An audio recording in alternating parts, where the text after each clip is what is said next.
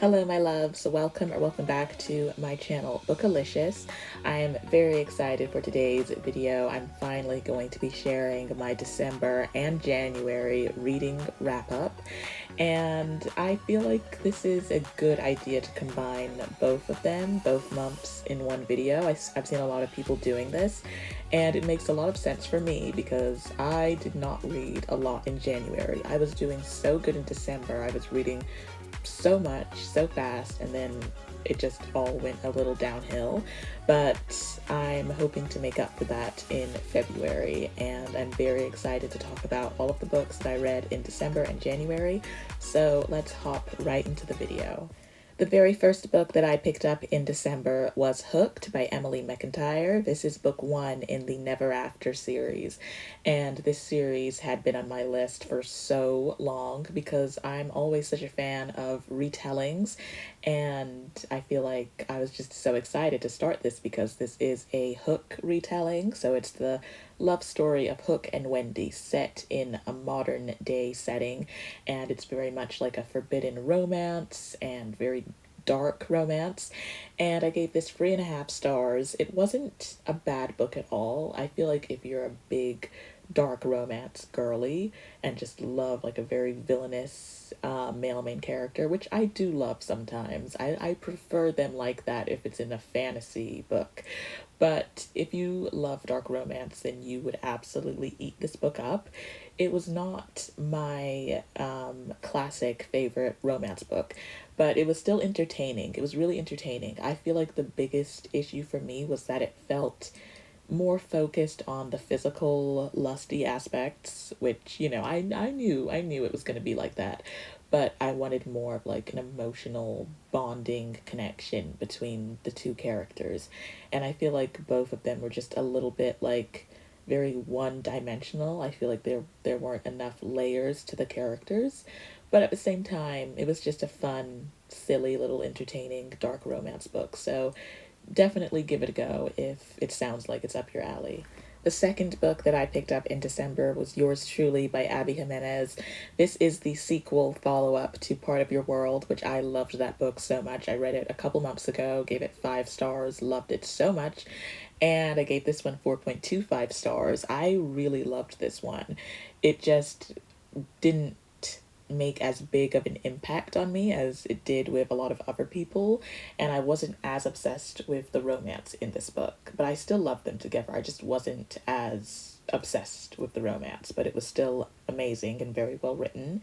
And this book had a lot of fun fake dating moments and shenanigans, and I love fake dating, but sometimes it can get a little bit much. I feel like when you do fake dating, you're just ultimately doing miscommunication. I feel like they go hand in hand because it's always going to be like, did he mean to hold my hand that way, or did she look at me like that because she's into me? Like, there's so much of those moments when you do fake dating, and I feel like the miscommunication dragged on literally until probably like 89%, like until the 89% mark in the book, and that was just a little bit much for me. But still very wholesome, very beautifully written. Abby Jimenez does a great job of blending the fun rom-com elements and then adding a lot of emotional depth to the characters and the stories, which I always appreciate. And the anxiety representation in this book is on point. Jacob has a lot of anxiety with like certain things that a lot of people would see as very simple, and I just felt very seen because I also have anxiety and have get anxious with little things that people wouldn't really think twice about. And so the fact that he was written in such a relatable way and that Brianna never judged him or anything like that, it just made them just so adorable together. So I really loved this book. Not as much as a lot of other people did, but I still loved it, and I'm so excited to finish off this series. But I can already recommend that you guys read Part of Your World and this book as well because the writing is just incredible. Then I picked up The Love Wager by Lynn Painter, and I feel like I've read a lot of her books in 2024. And pretty much all of them were misses for me. I love Better Than the Movies. That's a masterpiece. That is, to me, the best book that she's ever written. But I also love The Do-Over and Betting on You, and I typically love her YA romance books. Nothing Like the Movies Let Me Down, and Mr. Wrong Number Let Me Down as well, which is her debut adult romance book.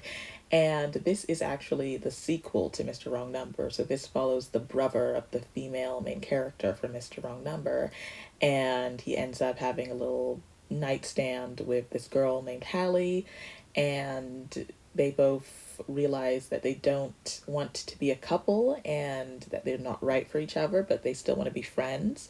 And then they make a little fun competition to see who can find a real partner the fastest. So they both go on these fun little speed dates, and that's pretty much the premise of the book. And it was fun. It was definitely not a bad book. It wasn't as bad as Mr. Wrong Number. But I gave it 3.25 stars. It was just nothing special. It was just like a little rom-com. I think I read this when I was doing a 24-hour readathon, and it went by so quickly. I think I read it in like 4 hours. And it's nothing to scream about. It's just a cute little short book. I loved how short it was. It was definitely under 300 pages, which I loved. And it was just a little quirky rom-com. So nothing super special. Didn't love it, but didn't hate it. And I'm just hoping that I can hopefully get back to loving some of Lynn Painter's books in 2025. I'm hoping that her new YA romance book that's coming out will be incredible, because I really, really miss raving about her books. So fingers crossed that I'll love all of the books that she comes out with from this point onwards. But again, not a bad book. The next book I read was Spectacular by Stephanie Garber, who is my favorite author of all time. She wrote Caraval and Once Upon a Broken Heart, and those two book series live rent-free in my mind all the time. I absolutely adore them. And Spectacular is the little holiday novella to Caraval. And I'm not gonna lie, it's not like a groundbreaking book. Like, it's not something you need to read, but if you love Caraval and if you love Stephanie Garber, then you should read it. I gave it 5 stars. A lot of people didn't love it because they said it didn't really like do anything for the story, and there weren't like a lot of exciting elements happening, but I don't think it was supposed to be that way. It was just supposed to be a fluffy, cute little holiday novella with a lot of very adorable illustrations, and it's just romantic and whimsical and silly and funny, and I loved it so much. It was very easy to read because pretty much 80% of the book is pictures, and it's just a very short story. And I loved it. It's one of my favorite novellas. I'm probably going to try and read it every single Christmas holiday season.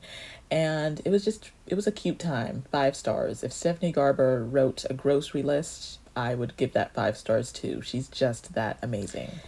Then I picked up Book Lovers by Emily Henry, who I have a very complicated relationship with her books, not her. I'm sure she's absolutely spectacular. But yes, this is a lot of people's favorite Emily Henry book, or at least a lot of people's second favorite Emily Henry book. I know Beach Read is probably everyone's number one favorite book. That's probably my favorite book by her as well, because I didn't hate People We Meet on Vacation, but it wasn't my favorite book. But Book Lovers, I originally gave this 3 stars. I had to demote it to 2.75 because the more I thought about it, I was just like, this book was just a very boring time. I read this book very fast too, by the way. I think one night I was at like 27%, and then I made it to 100% on my Kindle app in like a couple hours. And not because it was good, but because I was trying to speed read it. I never skim read a book, but I can speed read. I can speed read really well. And I sped read through that book like I was Sonic the Hedgehog. Literally, I read it so fast. And it was going really good. I loved like the first 20%. I was so on board with it. And then it just got so boring. And again, I don't know like how the couple like how Charlie and Nora realized that they liked each other because it happened so fast. And I love banter in books. I love a good enemies to lovers with some banter. This wasn't really enemies to lovers. They kind of disliked each other when they first met each other, but it wasn't like super serious. Um, and they're both grumpy. And I don't like grumpy as a trope. I think it's very boring when both characters are so like moody and grumpy. But I love banter in a good enemies to lovers, and I don't like the way Emily Henry writes banter. I don't even think she's a bad writer. I think she's a good writer. But maybe I'm too stupid to understand the jokes and like jabs and banter that the characters are making at each other because I don't understand what they're saying. It feels like they're talking in like riddles. And so I don't find that funny. I don't find that relatable. I don't like her banter. And she's often like praised for her romantic banter. And I just don't like the way that she writes those jokes between the characters. I don't connect with that. And so that might be another reason why her books don't typically hit for me. But again, the progression of their relationship was just really weird to me. Like it seemed like nothing at first, and then all of a sudden they're in love. And I didn't like that. And a lot of the book was really boring too, because I do like when romantic books, rom-coms, don't just focus on the couple and when they focus on just the characters and their struggles and their family life. I think that's really interesting. But I feel like sometimes it can be too much because I do want to be invested in the couple. And I feel like a lot of this book was about the sister relationship that Nora had with her sister and their dynamic. And I got it, but like it was just too much at one point. Like it was just way too much. And so I didn't love that element, that aspect of the book. And I just found a lot of it to be super boring, but I gave it 2.75 stars. It wasn't the worst book I've read, absolutely not the worst book I've ever read. I've definitely read way worse, but it let me down. But I still have high hopes for some of her other books, but this one was definitely a miss for me. Then I read City Spies by James Ponti. I'm going to keep this one really short. It was just a adorable middle grade spy book. And I have so much middle grade books from years ago because I went through like a patch where I wasn't reading much when I was like 11 and 12. And I want to still read all of those books. I want to read every single book on my bookcase, even if like the age limit is like not my age limit, if that makes any sense. Like if the book's still like too young, I still want to read it, because some of these books that I have are books that I want to like pass down to my kids someday if they're really good. And yeah, this one wasn't a bad book at all. I definitely could have seen myself making this like my whole personality when I was 10 to 12. And I feel like it's a great book if you're looking for a book to give to your younger sibling to try and get them into reading, then I feel like they would absolutely love this. But I gave it 3 stars. It was still amazing. And one thing I absolutely love about middle grade books is that you can pretty much read a 300-page middle grade book in an hour and a half because the lettering is super big and the chapters are so short and it just goes by so quickly. So I love that. I feel like at one point I was reading 20 pages in like 4 minutes. There's nothing better than that feeling. So this was definitely still a cute book for sure.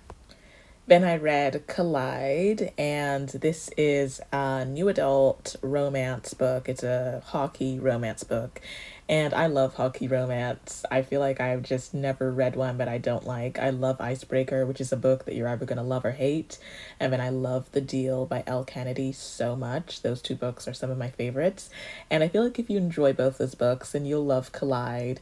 It's a very, like, traditional hockey romance book. It's grumpy sunshine. The guy is very bubbly. He's the sunshine, and then she's got black cat vibes and he's got golden retriever energy, which is one of my favorite dynamics. And they're just so adorable together. I loved this book. I gave it, I think, 4.25 stars. and it was just a really cute book. I haven't like given it much, I haven't like thought about it much since I put it down, but it was still such an enjoyable, fun, spicy, sweet sports romance book. And so I 100% recommend this book, especially if you're a big fan of hockey romance, then I feel like you would love it so much. And I know that this author has a new book that has come out this month, so I fully intend to get to that very soon. Next, I read These Violent Delights by Chloe Gong, and I had very mixed feelings about this book.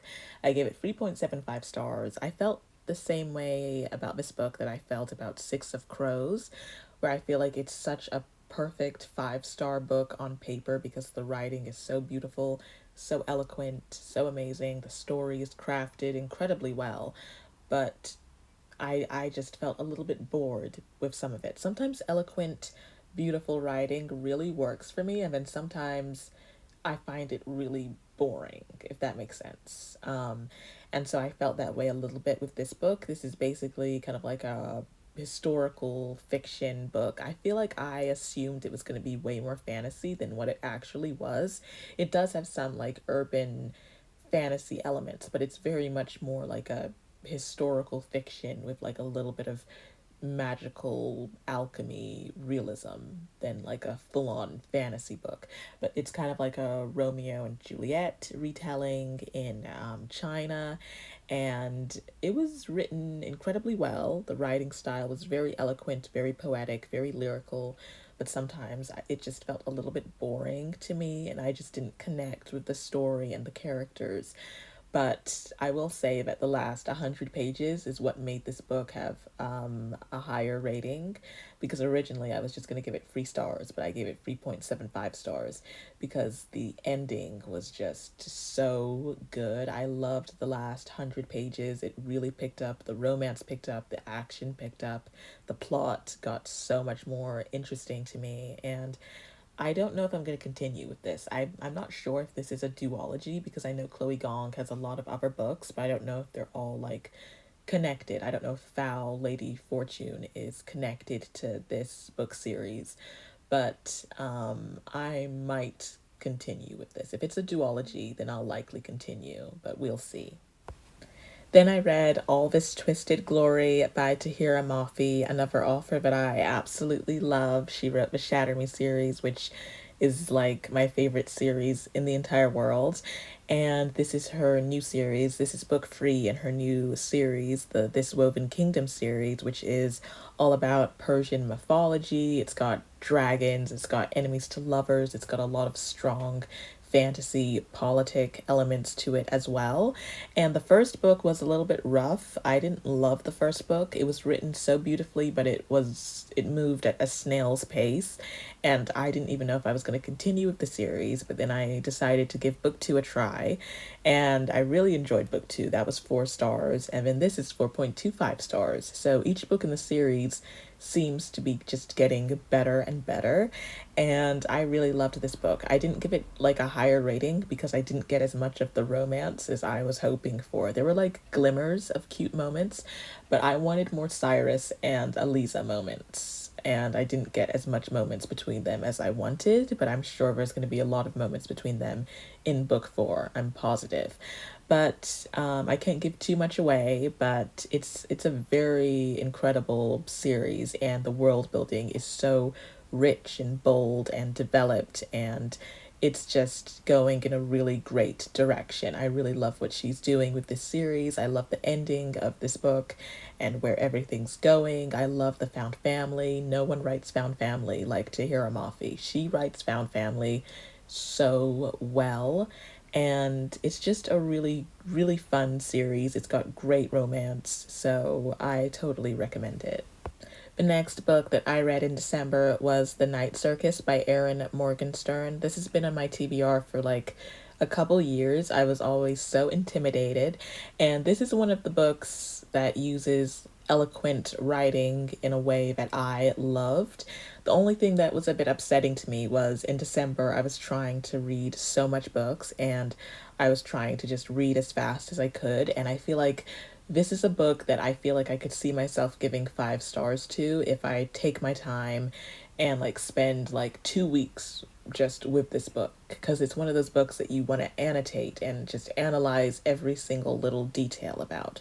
It's so beautiful, and it does rivals to lovers incredibly well. And this is an adult fantasy, but it's not inappropriate or anything like that. There's no spice. I think there's only like a couple swear words. Like it's nothing terrible.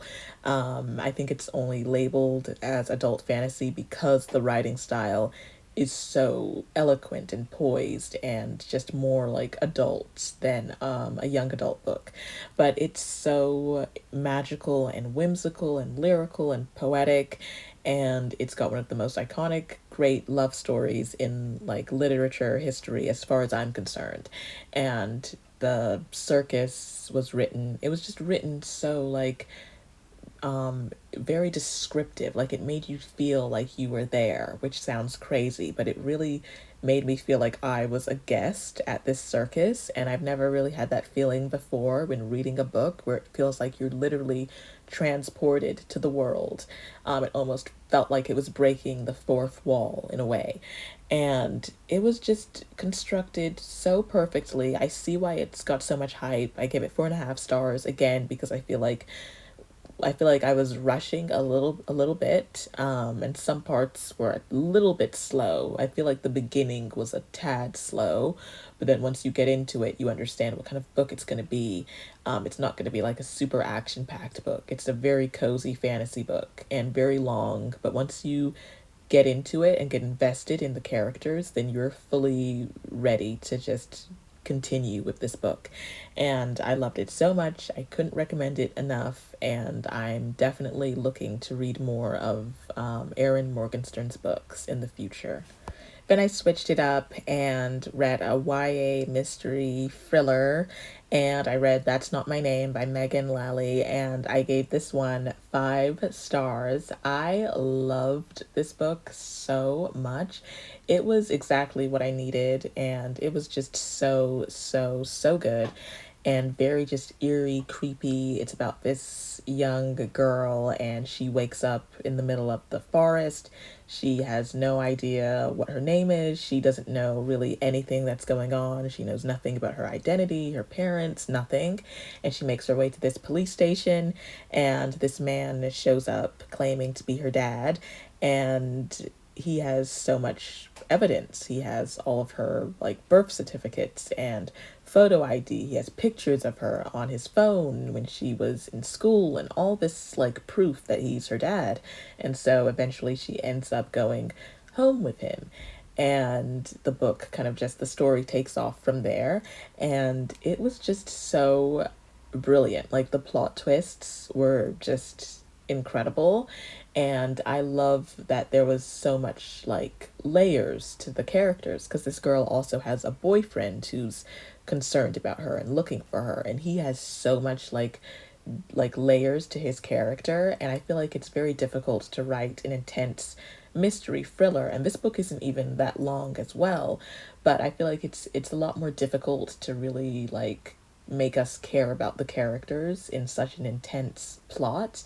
And I cared about all of the characters. I loved the side characters, the small town like who done it mystery element, because everyone thinks that the boyfriend made her disappear. And it was just written just perfectly. I absolutely loved this book, and I'm so excited to read her new YA mystery thriller that came out as well. I think this author is really talented. I think this was such a strong debut book, and I feel like everyone should give this one a try. It was so, so good. Then I finally read The Maze Runner by James Dashner, and this is obviously one of the most iconic YA dystopian books that was ever written. And I watched the movie when I was way too young. I was terrified of the grievers, the little robot fleshy things that chase you in the tunnels. I was terrified. But this book was really interesting. I gave it 4.25 stars. I definitely wasn't like as obsessed with this book the way other people really are with this series, but it was still so much fun. I need to rewatch the movie now, and I do want to continue with this series sometime this year. But I love the main character, Thomas. I love Newt. I think the side characters are all fleshed out and written really well. And I love that the book starts so abruptly, and Thomas has no idea what's going on, and we don't know what's going on either because we're in his POV for the duration of the book. And it's really just confusing to see how he got to this different place, how he doesn't remember everything about his past life.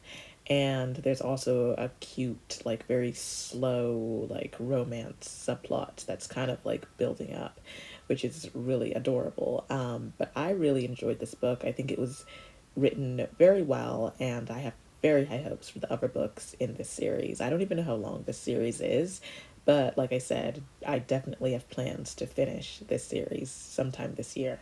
Then I read The Library of Shadows by Rachel Moore. This is her debut book, I believe. And I read half of it in December, half of it in January. So I finished it in January. And this one was really good. I gave it 4.5 stars, and it really surprised me. I think it was a very good debut. There were some moments that were like a little bit slow, and I wasn't like obsessed with it, but it was still such a great book, obviously, because I gave it such a good rating. And it's like a paranormal kind of dark academia book, and it follows our FMC who heads to this academy that her dad used to attend as a student, and so she wants to go, and she ends up crossing paths with this ghost named Mateo, and there's a romance budding there. It's like a little bit of enemies to lovers, and I don't want to say too much more about the plot. It's very interesting, a lot of paranormal activity, a lot of magical realism and romance, and it was just really, really good. And I loved the writing style. I remember reading it and just wishing I could write like that, because I do write, but I wish I could write like that way, where it's so like quirky but done in the most like tasteful way. It was The writing style was absolutely amazing. So I definitely want to read everything else that this author writes. The next book I picked up in January was The Darkness Within Us by Trisha Levenseller. And I love this author. I feel like it's always interesting because I always typically rate her books 4.75 stars because there's always just like a little something that's missing from making it a 5-star read. And that continues to be the trend because I gave this one 4.75 as well. This is the sequel to The Shadows Between Us. You definitely don't need to read The Shadows Between Us before you read this, but I would recommend it because you get like a lot more insight into a small side character from The Shadows Between Us. And The Shadows Between Us was a brilliant, brilliant romantasy. It was very good. And Trisha Levenseller is known for writing these very like morally gray characters where it's not just the guy who's morally gray, but the female main characters are very morally gray as well. And I just really enjoyed this one. I think the enemies to lovers and the banter was done so well. It's basically about this young duchess who's married to this old, disgusting guy, and he ends up dying, and so she inherits his mansion and everything and all his money. And then one day his alleged grandson comes to town claiming that the estate and all the money belongs to him, and so they instantly hate each other right away, and the banter between them is so expertly done, so well written.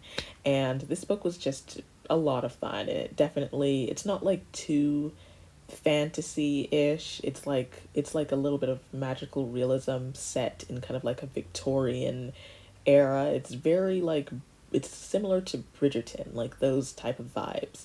But it's a really great book, and I think this series is just really good. I don't know if there's going to be more books to come, but I really love The Shadows Between Us, and I love this sequel as well, and I'm very excited to see what else Trisha Levenseller comes out with. Hopefully she'll come out with another new book sometime this year. Then I read Pride and Prejudice by the GOAT, Jane Austen, who is so iconic, and rightfully so. She really just redefined the romance genre back in the, what was it, 1800s. Not even redefined. She kind of just like made it her thing. Like she really just helped the progression for romance books. And she writes them just so like wonderfully, so beautifully, so much detail to every single character, so much different layers, and just the way that men would talk back then was so like poetic to the woman that they loved versus modern day. But I loved Pride and Prejudice. I gave it 4.5 stars. I feel like, again, this is another book I could see myself giving 5 stars if I had more time with it, because I was trying to like rush, even though I barely was able to read anything in January, but I was still hopeful. So I was trying to like not spend too much time with this book because my edition is around like 460 something pages. So I was trying to not speed read, but I was trying to like not dawdle. But I feel like this is a book that you need to dawdle with a little bit. And it's one of those books that you want to go back and annotate. But there's so much beautiful quotes. This is like the OG dislike to love, enemies to lovers, they get off on the wrong foot.